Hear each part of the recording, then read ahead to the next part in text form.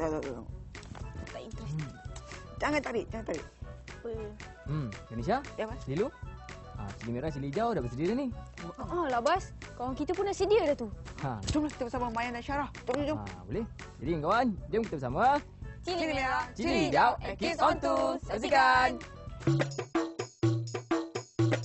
Cili merah, cili hijau, Kids on 2. Hai kawan-kawan, terima kasih kerana sedia untuk menanti kami di Cili merah, Cili Hijau Kids on 2.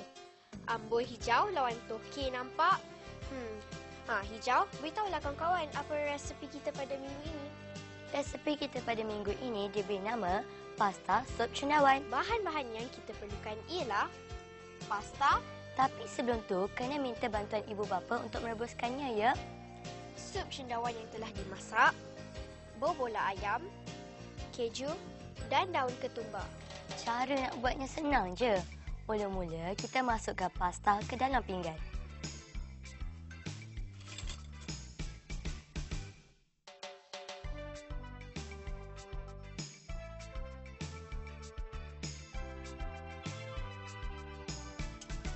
Kemudian, masukkan sup cendawan ke dalam mangkuk.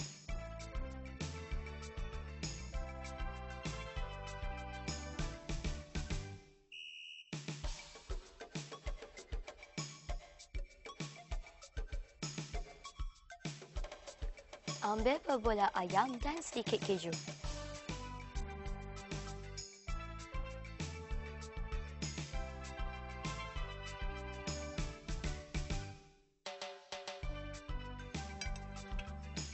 Gaul semuanya sehingga sebati.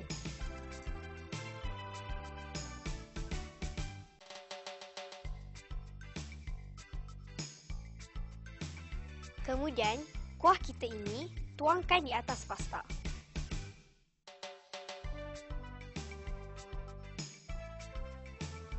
Ambil daun ketumbar dan letakkan di atas pasta sebagai hiasan.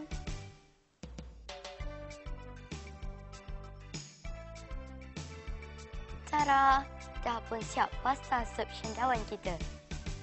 Cili hijau. Dah cukup masa lah ni. Okeylah kawan-kawan, jumpa lagi minggu hadapan bersama kami di Cili merah, Cili Hijau Kids on 2. Bye! Kemas. Saya nak makan.